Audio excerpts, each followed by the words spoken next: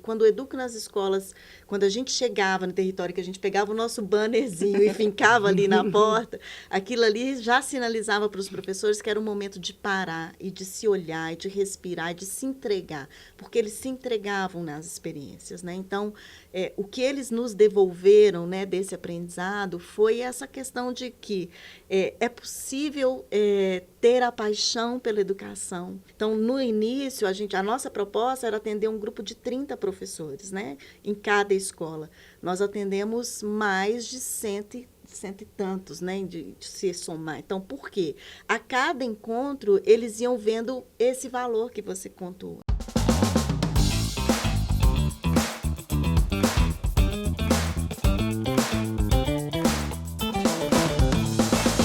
Olá, seja bem-vindo e seja bem-vinda ao Educo Escuta. Nosso videocast é um espaço de escuta ativa de ideias, inspirações e realizações da comunidade Educo. A comunidade Educo é uma plataforma virtual para conectar e inspirar novos caminhos para a educação. Um espaço aberto para questionamentos, debates e aprendizado contínuo. A Educo também conta com a Educo Apresenta, Educo na Escola e Educo Congresso, que já está com a pré-venda liberada para a edição 2025. Venha compartilhar histórias, ideias e inspirações que contribuem para o futuro da educação. Faça parte da comunidade Educo. Acesse educo.com.br. Olá a todos e todas, todos os nossos ouvintes e nossas ouvintes. Meu nome é Priscila, eu sou gerente do Sesc Palladium, eu sou uma mulher branca de cabelos curtos, uso óculos, estou com um vestido vermelho e muito inspirada aqui para a realização dessa conversa. Eu estou aqui com a Amanda Moreira e a Gisele Duarte e nós vamos falar de um projeto muito inspirador e muito especial para a gente, que é o Educo nas Escolas, que é um projeto que é uma frente de trabalho dentro da comunidade Educo, que trabalha a arte e educação num contexto da comunidade escolar. Esse projeto piloto contou com a participação de 2 escolas municipais de Belo Horizonte e hoje a gente vai falar um pouquinho sobre o que foi esse percurso. Olá, Amanda. Olá, Gisele. Tudo bem? Tudo bem, Priscila. Prazer estar com vocês.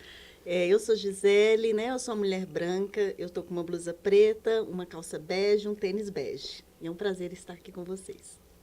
Ai, gente, que delícia conversar um pouquinho sobre esse projeto, né? Eu sou Amanda Moreira, eu estou hoje com uma blusa azul bem forte, assim, escuro, com rosas brancas, com detalhes pretos, uma calça preta.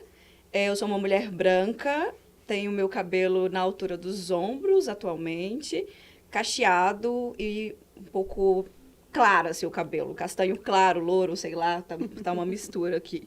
É um prazer estar aqui, Pri, para conversar sobre esse projeto tão maravilhoso e tão impactante para a gente também. Bom, falando desse percurso, muito obrigada pela apresentação, pela audiodescrição de cada uma. É um projeto que chegou, né, ele partiu de uma proposta piloto de trabalhar a arte e educação num contexto escolar, e não só para as pessoas educadoras, mas também para a comunidade escolar como um todo, pensando nas urgências do agora, que permeou, inclusive, o Congresso Educo. Bom, gente, eu queria que vocês se apresentassem, mas sobre essa perspectiva, porque são 2 educadoras aqui presentes, que foram parceiras na realização desse piloto com a gente. Então, peço agora que se apresentem com essa perspectiva, nesse contexto e essa ligação aí com a proposta do Educo na Escola. Então, gente, eu sou educadora, né, há 25 anos, eu vim de uma instituição formal, né, trabalhei durante muitos anos como supervisora, como professora, e recebi o convite, né, no início do ano para tocar junto com a minha parceira, com a Amanda. A gente se conheceu nesse projeto, foi um encontro, acho que bem feliz, assim, dessa união dos 2 saberes, né, eu trazendo um pouco do conhecimento do que é a escola formal, do chão da escola, né, e a Amandinha vai contar um pouquinho da história dela também, mas é importante dizer assim, o quanto que para mim foi muito significativo e muito prazeroso adentrar os territórios da das escolas, das 2 escolas municipais que a gente trabalhou, né, ao longo do ano, numa outra perspectiva, né, levando formação de educadores numa outra perspectiva, trazendo a linguagem artística, né, para o chão da escola e trocando com esses professores dessa forma. Então, é isso. Esse encontro muito feliz, né? Eu acho que também é parte do que a gente acredita enquanto profissionais da área da educação, né? Então, estou aí no chão dos museus, centros culturais, né? ONGs, enfim, instituições diversas que trabalham com o atravessamento da educação não formal, né? Então, Gi e eu nos encontramos exatamente nesse limiar entre escola e cidade, né? Então, esse pensamento de uma cidade educadora. Eu sou licenciada em História, sou mestra em Educação e Formação Humana e, além disso, eu sou mediadora cultural. Então, para mim, o atravessamento entre arte, cultura e educação, ele é cotidiano. Né? Eu trabalho com isso desde os 18 anos de idade. Né? Então, eu entrei como estagiária num museu e, a partir daí, eu não consigo mais trabalhar com outras coisas, por mais que hoje eu seja também gestora, né, gestora de projetos, eu não consigo não pensar que a arte e a educação ela está presente em todos os lugares. Né? Tá no bar, estou pensando ali em propostas educativas, estamos aqui conversando, já estou aqui pensando nas possibilidades dessa cidade que pulsa, dessa escola que está dentro de uma cidade e de uma comunidade que precisa entender que arte, cultura e educação está junto e está cotidiano e é um direito. Né? Então, nós estamos falando de transversalidade entre educação e cultura. Nós estamos falando de 2 educadoras que se juntaram com saberes distintos, mas que são complementares e necessários, e juntamente com a equipe do SESC, que também abraçou esse projeto numa construção coletiva, como isso é potente. Sim. Como trabalhar com equipes multidisciplinares dentro de uma iniciativa como essa, aliás, de todas hoje no mundo. Mas, especificamente, como a gente está falando desse recorte, na Educo na Escola, como trabalhar com equipes multidisciplinares. Então, esse primeiro encontro, eu presenciei esse primeiro encontro entre as 2, nossas parceiras, uma da escola formal, outra da arte, educação e da mediação, né? Uma arte educadora, e isso foi muito importante para o entendimento desse cotidiano escolar. Então, queria, Gi, que você falasse um pouquinho sobre a importância de equipes multidisciplinares dentro de iniciativas como essa, considerando, inclusive, o futuro da educação. Aliás, estou falando de educação no nosso recorte, sim, mas esse futuro que está aí, essas profissões que ainda não foram criadas, né? Quais os valores precisam ser trabalhados, o impacto da arte e educação nesse contexto e o quão importante é esse desengavetamento, sim, de saberes. Né? Então, equipes multidisciplinares numa iniciativa como essa na comunidade escolar. Ótimo, Pri. Eu vejo que assim, gente, é tão importante, porque hoje em dia, o que a gente tem visto, né, dentro do cenário da educação, assim, qual que é a grande discussão que está, né, pautando as escolas? Falar de educação integral, né? Então, quando a gente fala de educação integral, a gente não está falando de tempo estendido na escola. Esse projeto, ele vivencia, ele materializa o que seria essa educação integral na medida que a gente traz essa equipe multidisciplinar para dialogar no território da escola. Então, o que eu vejo é o seguinte, os convites que nós fizemos, né, para todas as pessoas que nós levamos para a escola, para cada encontro, né, nunca estávamos nós 2. A gente sempre pensou em convidar pessoas potentes que pudessem levar o diálogo, a educação antirracista, que foi o nosso grande lema, né, que não foi um tema, mas foi a forma como a gente conduziu todos os encontros. Então, contar com essas pessoas é fazer com que essa educação integral aconteça dentro da escola. Então, eles puderam vivenciar encontros e que eles tivessem o conhecimento de outros artistas, de outras linguagens, outras possibilidades de reverberar isso na sala de aula. Então, eu acho que uma coisa que foi muito marcante é ouvir dos professores o quanto eles estavam se sentindo cuidados na medida que a gente levava a proposta com novas perspectivas, com novos atravessamentos para dentro da escola, né? Pensando até na urgência do agora, que é a saúde mental. Exato. Né? Das próprias pessoas educadoras. Sim. E nessa perspectiva também de construção coletiva, e aí a gente imagina também, e a gente percebe a potência de uma boa mediação. Sim. Num projeto como esse. Acompanhei e percebi que, além de pessoas convidadas né, que participaram aí dessa proposta, também contamos com pessoas do próprio SESC, né, instrutores de dança, instrutores de teatro, instrutores de audiovisual. Acho que o próprio maestro Rodrigo, sim, dos nossos projetos aqui sociais de caráter cultural, né, que estavam presentes também no dia a dia da escola. E uma coisa que me chama a atenção, que foi até um aprendizado que eu tive com vocês no primeiro dia, que vocês chegaram na escola e pediram licença para entrar. Porque não é, né, chegarmos numa escola, passarmos os nossos saberes e as pessoas recebem aquilo. Não, como se apropriar daquilo? É uma construção processual e coletiva, que também foi um grande diferencial desse projeto. Inclusive, em uma escola foi diferente da Sim. outra. A perspectiva é a mesma, mas a construção foi diferente porque cada escola também está dentro de um contexto. E a gama de possibilidades de trabalho que existe, que demonstra, inclusive, a própria flexibilidade do projeto nesse contexto. Amanda, um projeto efetivamente coletivo, não só entre os pares, mas também na instituição, entidade em que recebe o projeto nesse sentido. O que é pedir licença e o que é uma construção potencialmente coletiva? Pedir licença é entender que existe uma história, né? Que existe uma representatividade, que existem pessoas muito diversas que ali habitam, passam, transitam. Né? Então, pedir licença é dizer que eu estou chegando com muito respeito e eu só vou construir a partir do momento que você falar, pode entrar. Né? Fico pensando que a gente está em Minas Gerais, em Belo Horizonte, o quanto que é importante receber as pessoas, o quanto que receber pessoas para a gente é muito importante. Né? Então, quando a gente construiu efetivamente toda a proposta para apresentar para as escolas, uma coisa que a gente conversava muito como que a gente quer ser recebida na casa da gente? Como a gente quer receber as pessoas na casa da gente? Primeira coisa, pedir licença. Segunda coisa, temos a licença para entrar? Estou chegando com o meu cafezinho, com o meu pão de queijo. Quero te ouvir. Quero saber de onde você vem.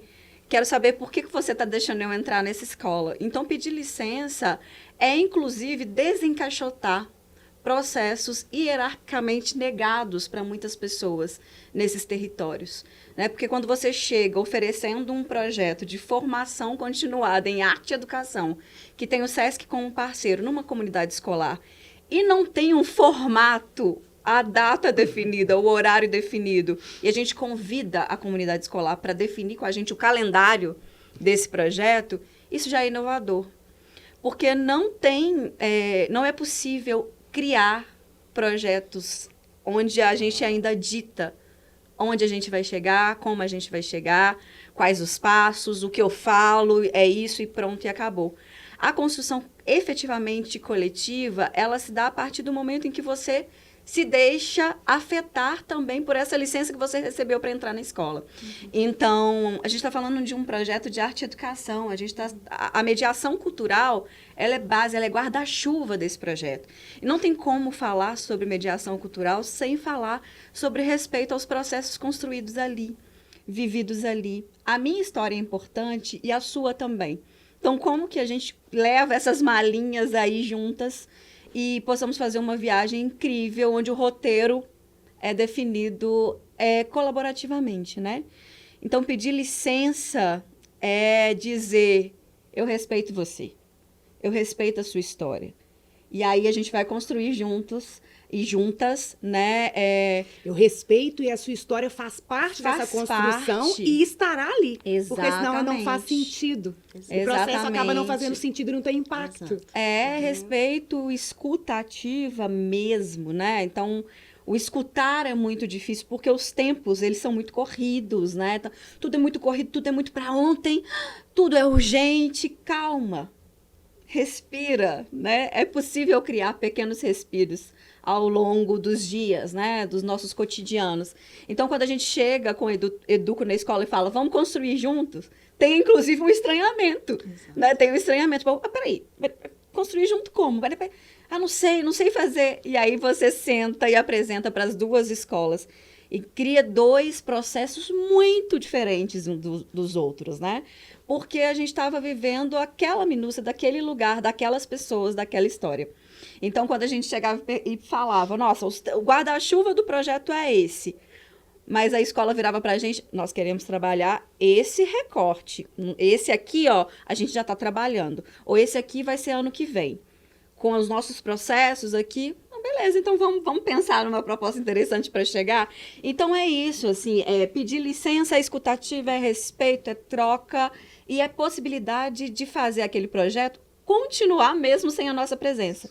Que é o principal objetivo. Exatamente. Chegar, conversar, ir embora e não ter impacto, né? não tem a mínima, não tem um sentido uma iniciativa como essa. Uma coisa também importante que chama a atenção, né, que foi uma coisa muito pensada, inclusive, por nós do SESC, ao pensar nesse piloto e nessa base para o Educo na escola, foi o tempo. Sim. Tinha que ser um projeto que tinha que ter uma permanência anual para ele ter sentido. E aí, Amanda, você fala de território, você fala de cidade, você deu o exemplo. A escola é um território também, a cidade é um território. Talvez esse projeto fosse diferente em sua concepção, não. Mas no seu percurso, se estivesse em uma outra cidade, se estivesse em um outro território, uma outra região, com outras pessoas, em um outro formato.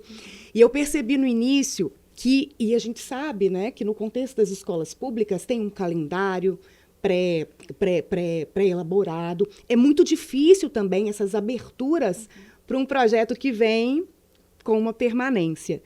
E percebe-se que, no decorrer do percurso, foi mais tempo que o esperado, mais encontros que os encontros esperados. Mas por que isso? Não porque antes havia uma resistência, não. Mas porque começou a fazer sentido no que estava sendo feito na escola. Então, não é, olha, meu conteúdo ou projeto. Então, aqui eu não vou ter tempo para esse projeto, porque eu tenho que dar esse conteúdo. Mas, peraí, quando o projeto dialoga com o conteúdo, tudo faz muito sentido e a gente sempre tem espaço num cronograma. Né? Então, pensando nisso e também como as pessoas vão ficando à vontade para propor. Né? Fazer as melhores perguntas é muito melhor do que ter as melhores respostas para tudo. E aí, quando, né, o SESC chega com o Educo nas escolas, com a mediação de vocês, e vocês já propõem esse desafio a um processo de entendimento do que isso vai dar, e, ao mesmo tempo, quando se percebe que isso faz sentido, eles começam a propor. E aí, realmente, nós vamos agora falar de experiência. E aí, realmente, a coisa acontece. E aí eu queria saber de você, Gisele, como foi essa experiência? Tanto para você quanto para profissional, porque é isso também, a gente também aprende. É uma experiência para a gente e também para o projeto, porque a ideia é que essas edições aconteçam anualmente, com escolas. A gente, né, realizamos o piloto e agora a perspectiva é que no início do ano a gente faça um chamamento para a seleção dessas escolas seguindo os critérios para a realização do projeto. E não são muitas escolas, porque justamente o projeto ele tem um aprofundamento, ele tem uma permanência. Né? Então, nesse caso, não é a quantidade, é a qualidade e o impacto. E aí, nesse sentido, como foi? Eu queria que você falasse também, tá, Amanda? Como foi essa experiência para você e essa experiência coletiva e como vocês percebem esse percurso nas escolas? Tá. Gente, assim, primeira coisa que eu quero dizer é a seguinte, eu aprendi muito, eu me emocionei muito. A Amanda, eu olhava para ela assim por várias vezes, né? Por vários encontros, porque a potência desses professores que estavam assim numa urgência de serem ouvidos e vistos, né?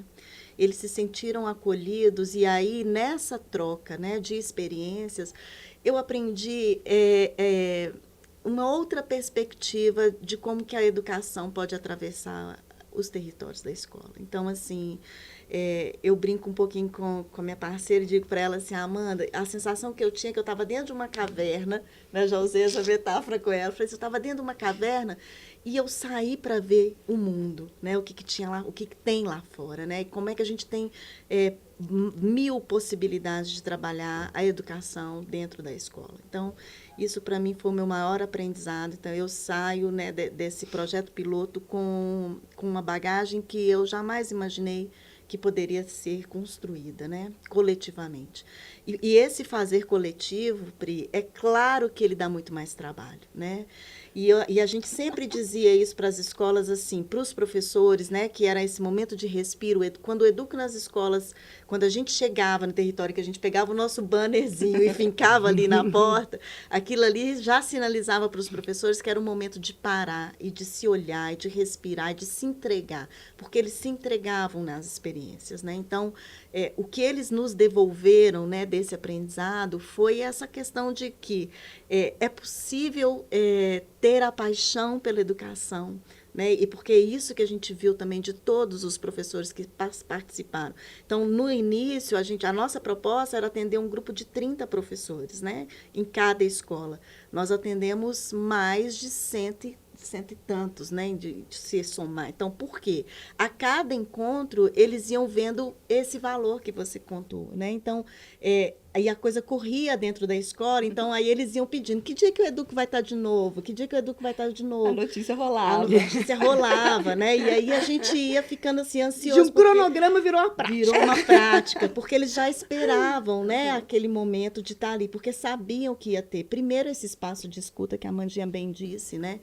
De se sentirem cuidados naquele momento, né? De se sentirem vistos e de trazerem outras possibilidades que não eram coisas mirabolantes, né? Então, eram práticas de experiências que depois, na sala de aula, eles vão reverberar trazendo o jeito deles de construir. A gente não chegou lá com um jeito pronto, olha, é assim que se faz. Não, muito pelo contrário, a gente quis ouvir como é que vocês fazem. Então, vamos somar isso com isso. E se, né, a possibilidade do e se, de sonhar uma educação que pudesse ser atravessada pela arte, no conteúdo de matemática, no conteúdo de ciências, no conteúdo de português. Então, muitas escolas também, muitos professores, né, das duas escolas contaram para a gente assim, eu nunca tive a oportunidade de trocar com você, professor do terceiro ciclo, eu, professora do primeiro ciclo, do segundo ciclo. Dentro do mesmo espaço. Dentro do mesmo espaço. Engavetamentos. Exato. Então, o Educo nas escolas, ele proporcionou esse encontro entre esses pares, né, que não se viam, né? Então, assim, no documentário que nós produzimos, é muito bonito de ver o relato deles, assim, do quanto que eles se reconheceram enquanto potência daquela escola, né? Então, isso eu acho que é o nosso maior legado.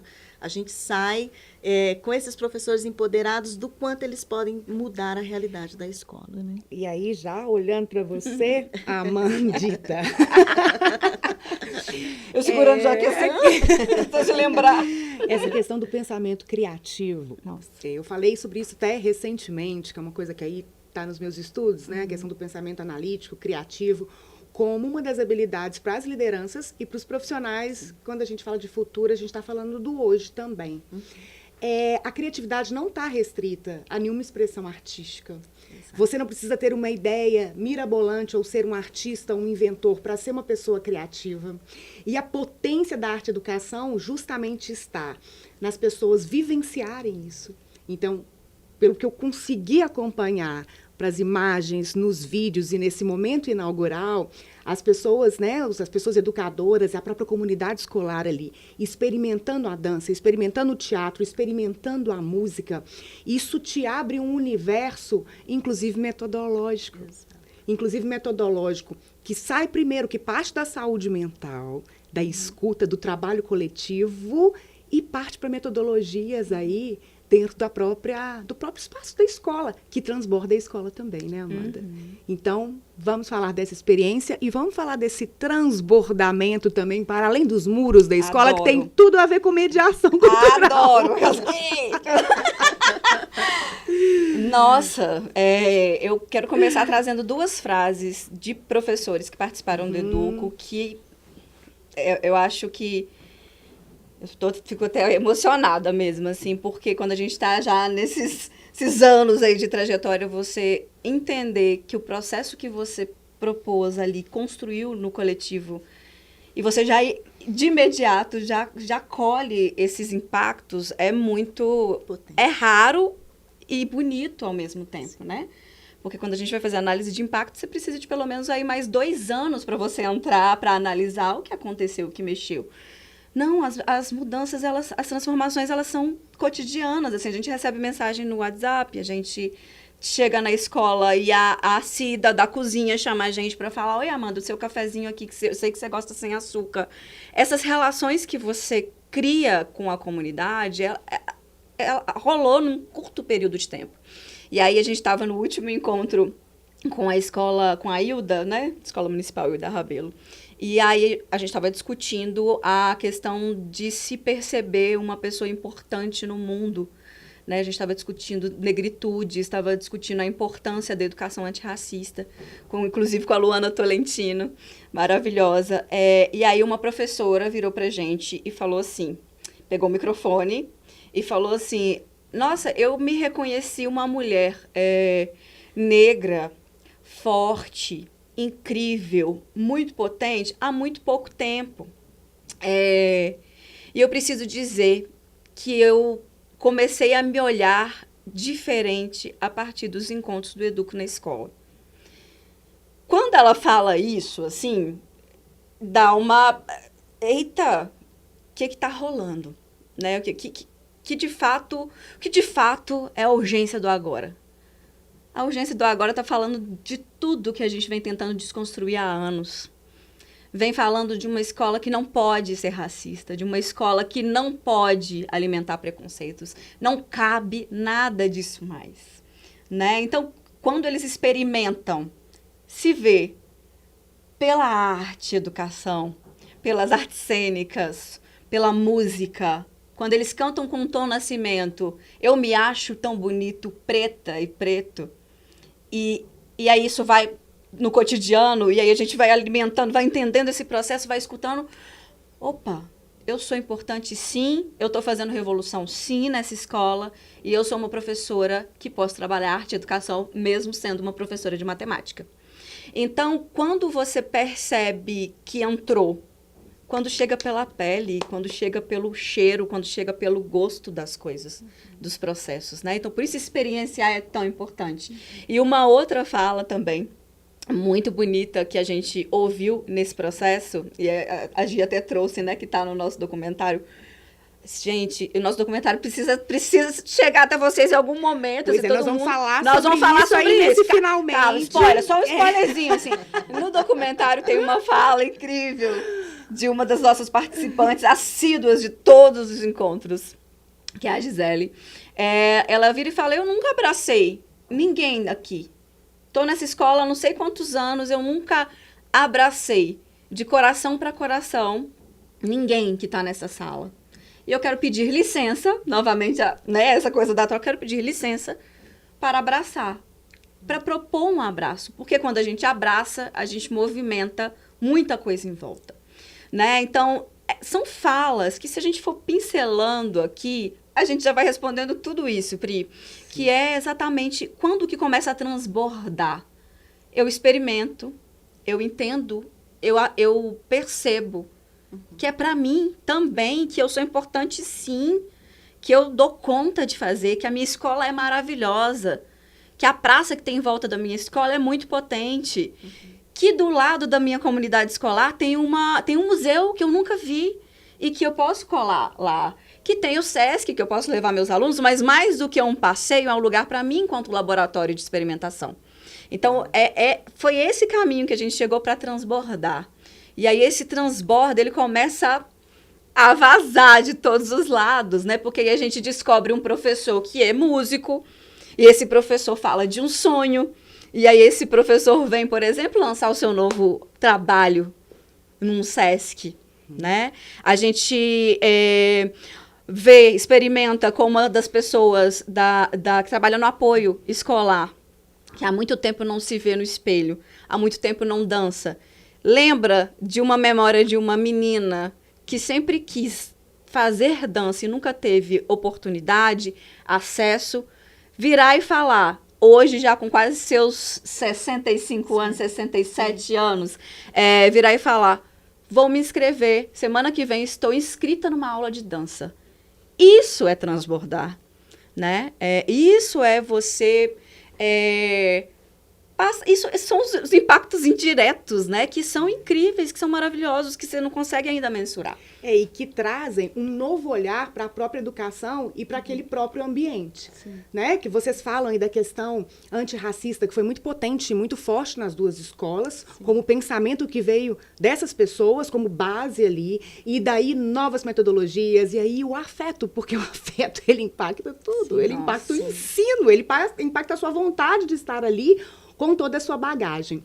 Eu queria saber aqui, documentário, eu queria saber do que foi produzido, que a comunidade Educo terá acesso muito em breve, que é o documentário, e vocês estão organizando também as práticas educativas que será um documento vivo, que vai ser sempre organizado, reorganizado, revisto, mas que todos os educadores e educadoras terão acesso aí no decorrer tanto do percurso desse projeto piloto quanto dos outros. Queria que vocês falassem rapidamente dessas duas primeiras entregas, vamos dizer assim. Claro que elas têm impacto, a entrega ela gera um impacto, para a gente fazer aqui uma reflexão final. Gente, essa produção desse documentário foi uma coisa bem bonita que eu vejo que aconteceu. Porque, primeiro, pela escolha das duas profissionais que nos acompanharam, né? Eu acho que foi uma escolha muito assertiva, porque para produzir um documentário com a leveza que a gente queria, né? E para trazer a essência do que foram cada um dos encontros, eu acho que nós acertamos, né? Na escolha das duas profissionais que nos acompanharam. E foi um documentário que foi produzido e que, para depois virar o documentário, né, com todo o material que elas recolheram nos encontros, foi muito difícil para selecionar aquilo que a gente queria mostrar, para trazer, de fato, essa essência do que foi o projeto, né? E ele está lindo, né? Ele está bonito, ele está aí no mundo já. Nós já passamos para uma das escolas que nós já encerramos, a outra a gente encerra hoje ainda, logo mais. E como que as pessoas se emocionam ao ver, né? Porque a nossa preocupação era, a gente quer contar a história que nós construímos junto com eles, mas que eles fossem os protagonistas desse documentário. Então, nós duas, enquanto mediadoras desse processo, a gente não está ali presente, né, nesse documentário, a gente está como pano de fundo, que é esse que foi o nosso caminho, porque a gente queria trazer esse protagonismo desse professor. Então, no momento que ele se reconhece como alguém que pode contribuir, que tem alguma coisa para além da sua sala de aula, né, que ele está ali fazendo uma proposta, foi um transbordamento, né, esse momento de trazer isso. Então, eu vou falar um pouquinho do documentário, deixa você falar um pouquinho do outro. Eu quero continuar falando do práticas, documentário.